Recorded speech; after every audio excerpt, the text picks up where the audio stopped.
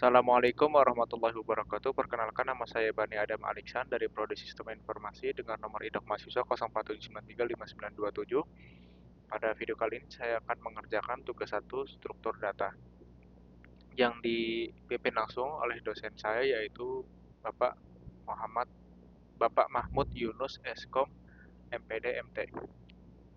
Pada tugas kali ini saya dilandasi dengan 5 buah soal, yaitu soal pertama, kedua, ketiga, keempat, dan kelima. Langsung saja saya akan mempraktikkan bagaimana pengerjaan setiap soalnya masing-masing. Oke, untuk yang soal pertama, saya diperintahkan untuk membuat deklarasi variabel tipe data float, yang mana tipe data float ini adalah bilangan pecahan ya. Oke, langsung saja. Saya sudah menginstal Java dan sudah mengintegrasikannya di Visual Studio Code saya. Dan saya juga sudah menyiapkan sebuah folder tugas 1 yang mana akan menjadi folder utama untuk pelaksanaan tugas 1 ini. Oke, saya akan membuat sebuah file Java tugas 1.java. Oke, di sini sudah terbuat filenya. Kemudian saya akan membuat kode utama pada Java, yaitu main code-nya. Public static void main string args. Ini adalah pintu utamanya dari kode saya. Kemudian soal yang pertama adalah membuat sebuah variabel dengan tipe data float dengan namanya struktur baris. Oke, float namanya struktur baris.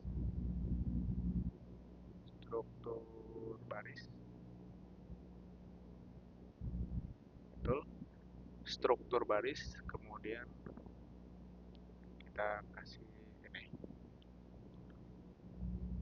Kita isi saja langsung ya. Untuk float ini kita isi misalnya 0,5 float. Nah, untuk tipe data float ini wajib menyebutkan nama f ya, baik f besar atau f kecil untuk mengisinya. Kemudian untuk soal kedua, yaitu buatlah deklarasi variabel dengan tipe data string bernama susunan kata baru. Oke, sebuah variabel dengan tipe data string, terus namanya adalah susunan kata baru.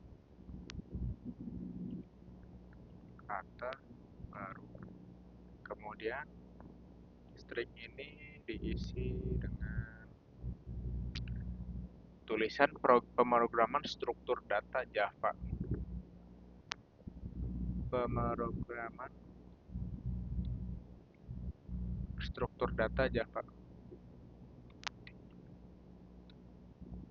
Struktur data Java. Oke. Untuk soal yang ketiga, buatlah pendeklarasian array 1 dimensi dengan nama 8 angka. Tipe datanya integer yang berisi angka sekian sekian sekian. Oke. Kita buat array 1 dimensi, tipe data integer, arraynya array 1 dimensi. Kemudian namanya adalah 8 angka. Kemudian diisinya array menggunakan kurung karawal kurung tutup. Oke, isinya yang pertama adalah 12, kemudian 8, 23, 12, terus 18, kemudian 23, kemudian habis 23, kemudian 33, kemudian 58, kemudian habis 58 itu 67, kemudian 82.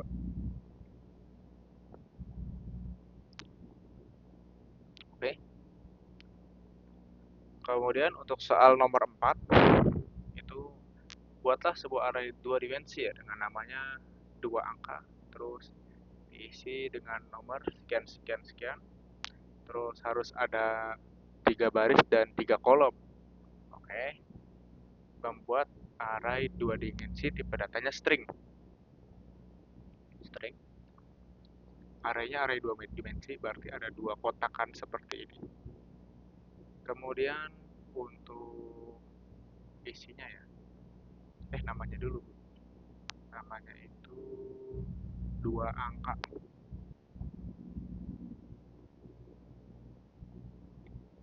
Nah, untuk mengisinya sangat mudah. Kita bikin blok lagi. Jangan lupa kasih ini. Dan tadi diminta memiliki 3 baris dan masing-masing baris itu ada 3 kolom. Kayak yang pertama itu karena ini string wajib harus ada ini. Oke, yang pertama 2, 4, 6. 2, kemudian 4,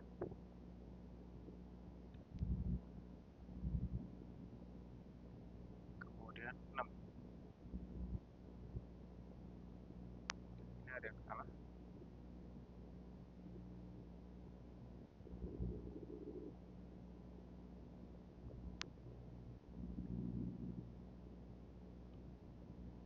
Nah, untuk baris yang kedua, isinya adalah 8, 10, 12. 8,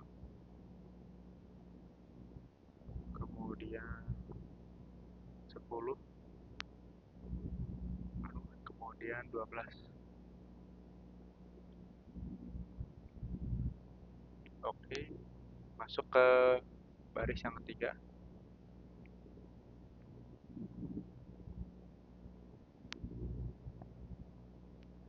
Baris yang ketiga itu 14, 16, 18. 14, 16,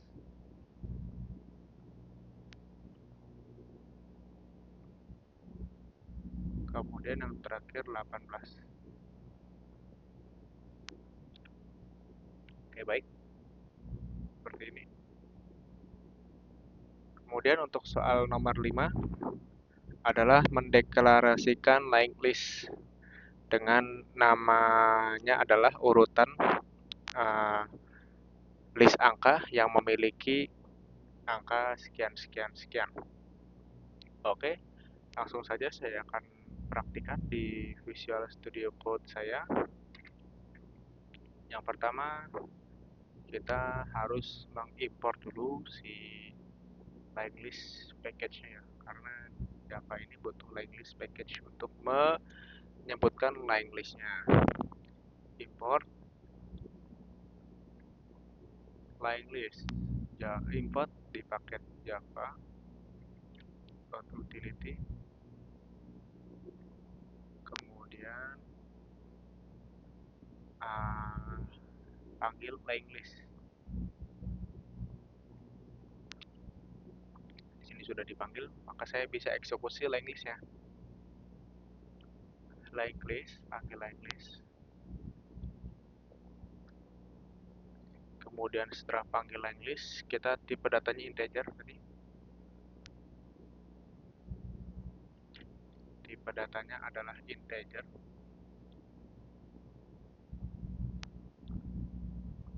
Kemudian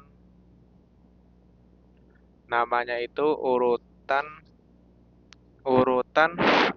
list angka.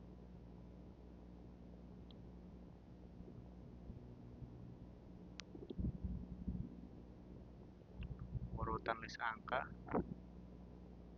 Terus kita jadikan dulu ya si list angkanya ini. New list angka.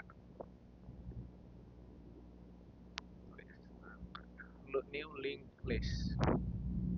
Oke, sudah. Inisiasi linked listnya sudah ada.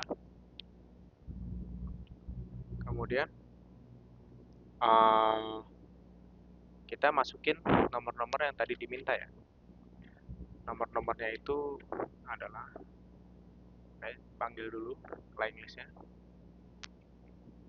Kita panggil dulu linked listnya. namanya tadi urutan list angka .add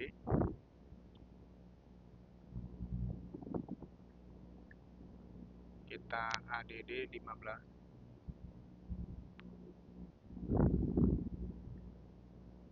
karena ini kita butuhnya 5 ya, berarti kita pilih saja 5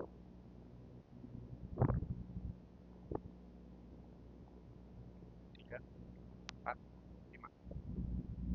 Oke, angka yang kedua adalah 28.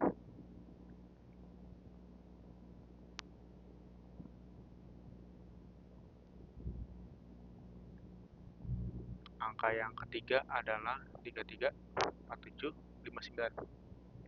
33 47. Kemudian yang terakhir 59.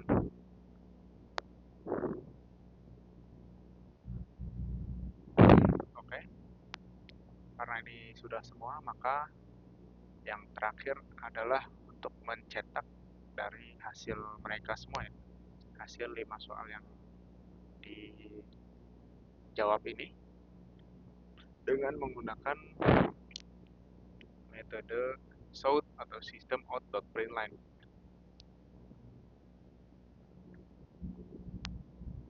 SOUT yang pertama struktur baris. Kemudian untuk yang kedua adalah susunan kata baru. SOUT susunan kata baru. Kemudian SOUT yang ketiga adalah 8 angka.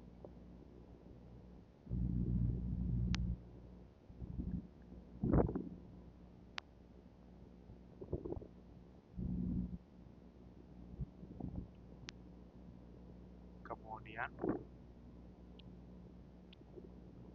oke,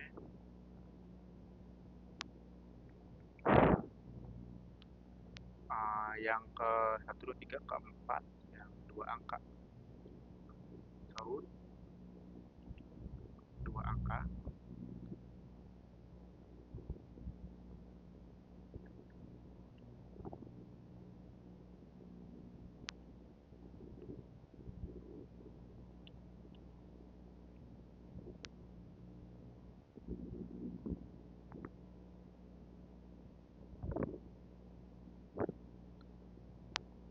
Kemudian SOUT yang kelima itu adalah urutan list angka. Oke.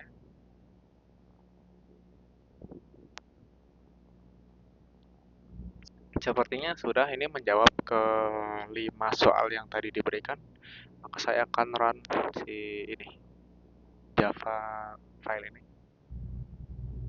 Oke. Sudah berhasil bahwa di sini jelas jawabannya. Di bagian terminal saya bisa perbesar. Jawabannya sudah sesuai ya. Kalau misalnya